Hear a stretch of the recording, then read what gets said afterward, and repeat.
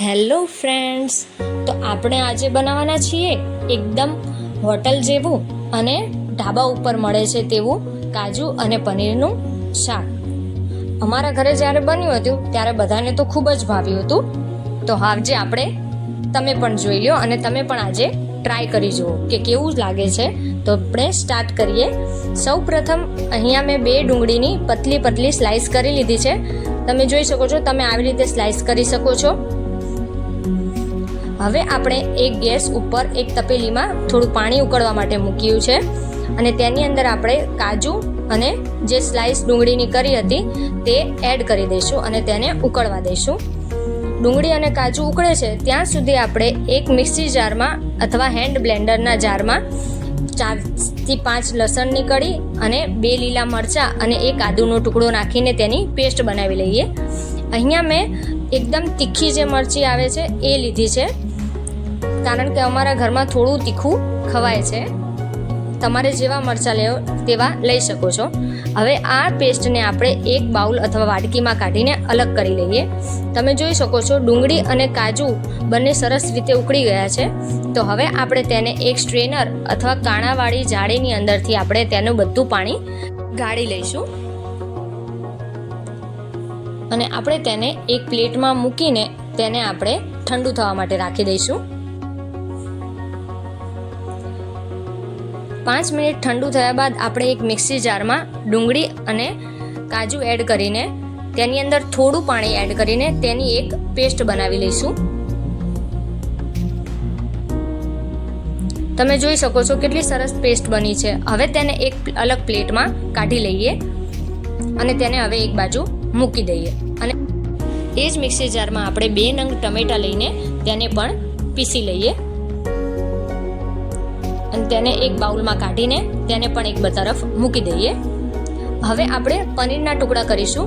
તમને જે પ્રમાણે પનીરની સ્લાઇસ જોઈએ, પનીરના ટ્રાયેંગલ કે પનીરના ક્યુબ કરો, તમે ગમે તેવડા ટુકડા પણ કરી શકો છો.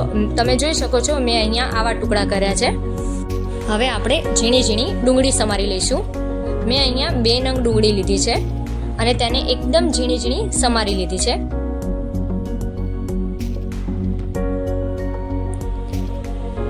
હવે ત્યારબાદ આપણે એક પેનમાં થોડું તેલ એડ કરીશું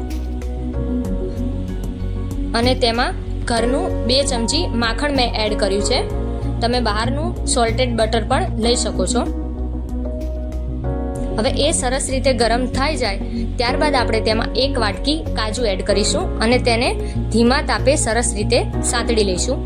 તેને વધારે લાલ કરવાના નથી, તેને સાદા થોડાક જ બ્રાઉન કરવાના છે, ખાલી છાય આવી જાય ત્યાં સુધી. તમે જોઈ શકો છો મેં કેટલા બ્રાઉન કર્યા છે અને તેને હવે આપણે કાઢી લઈશું અને ત્યારબાદ આપણે તેમાં પનીરના ટુકડા એડ કરી લઈશું અને તેને પણ ધીમા તાપે થોડી વાર માટે સાંતળી લઈશું, 3 થી 4 મિનિટ માટે.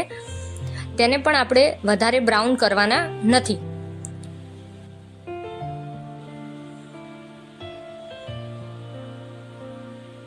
બે થી 3 મિનિટ સાંતળ્યા બાદ આપણે તેને પણ કાઢી લઈશું. તમે જોઈ શકો છો મેં કોઈ જ બ્રાઉન કર્યા નથી, તેને થોડી વાર માટે જ સાંતળ્યા છે. લાલ જરા પણ મેં થવા દીધા નથી. ઉપરથી તમે જોઈ શકો છો કે એકદમ વ્હાઈટ જ છે. તમે તેને થોડા લાલ કરવા માંગતા હોય તો તમે તેવા પણ બનાવી શકો છો. તો તેને તમે થોડી વાર માટે વધારે સાંતળી દો.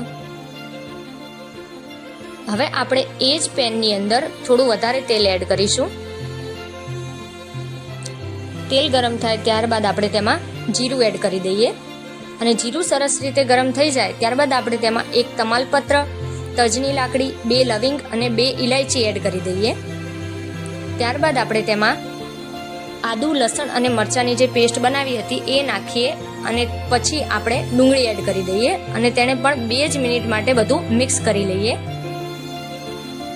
બધું સારી રીતે મિક્સ થયા બાદ આપણે તેમાં ડુંગળીના ભાગનું જ મીઠું એડ કરવાનું છે અને તેને સારી રીતે મિક્સ કરી લેવાનું છે અને ત્યારબાદ આપણે તેને 2 મિનિટ માટે ઢાંકી દઈએ જ્યાં સુધી આપણી ડુંગળી સરસ રીતે સંતળાઈ જાય. 2 મિનિટ બાદ તમે જોઈ શકો છો કે ડુંગળી સરસ રીતે સતળાઈ ગઈ છે અને એકદમ સોફ્ટ થઈ ગઈ છે. તો ત્યારબાદ આપણે તેમાં જે ટમેટાની ગ્રેવી એડ કરી લઈએ જે આપણે બનાવી હતી તે, અને તેને પણ સારી રીતે મિક્સ કરી લઈએ. હવે આપણે તેમાં મસાલા કરીએ. મેં અહીંયા ધાણા જીરું પાવડર, મરચું પાવડર, કાશ્મીરી મરચું, હળદર અને મીઠું એડ કર્યું છે અને તેને સારી રીતે મિક્સ કરી લીધું છે. હવે મેં અહીંયા 1 ચમચી ઘરનો જ બનાવેલો પંજાબી શાકનો મસાલો એડ કર્યો છે અને તેને સારી રીતે મિક્સ કરી લઈએ. ત્યારબાદ આપણે ઢાંકણ બંધ કરીને 5 મિનિટ માટે આ બધા મસાલા સારી રીતે ચડવા દઈએ. 5 મિનિટ બાદ જોઈ શકો છો મસાલા ખૂબ સરસ રીતે ચડી ગયા છે. તો હવે આપણે તેમાં જે કાજુ અને ડુંગળીની પેસ્ટ બનાવી હતી તે એડ કરી લઈએ. હવે એ પ્લેટમાં જે થોડી પણ પેસ્ટ બચી હોય તો આપણે તેમાં થોડું પાણી એડ કરીને તેને પણ સરસ રીતે સબ્જીમાં નાખી દઈશું અને તેને પણ સારી રીતે આપણે મિક્સ કરી લઈએ અને થોડી મિનિટ વાર માટે હલાવી લઈએ, જ્યાં સુધી બધું એકરસ ન થાય. હવે આપણે તેને થોડી વાર માટે ઢાંકણ ઢાંકીને બંધ કરી દઈશું. 3 મિનિટ બાદ કે 5 મિનિટ બાદ તમે જોઈ શકો છો કે તેમાં સરસ તેલ ઉપર આવી ગયું છે. તો આપણે તેમાં ઉપરથી થોડી કસૂરી મેથી એડ કરીશું અને થોડી ઘરની મલાઈ 2 ચમચી જેટલી મેં અહીંયા એડ કરી છે અને તેને સરસ રીતે મિક્સ કરી લઈએ.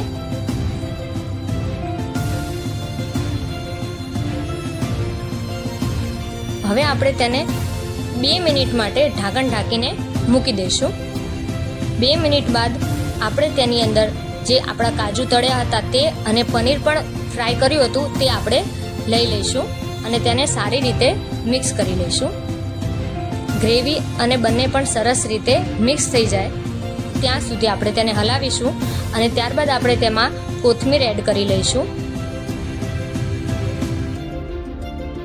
ત્યારબાદ આપણે 2 મિનિટ માટે ઢાંકણ બંધ કરી લઈશું અને 2 મિનિટ બાદ તમે જોઈ શકો છો તેલ સરસ ઉપર આવી ગયું છે અને આપણી સબ્જી પણ તૈયાર થઈ ગઈ છે.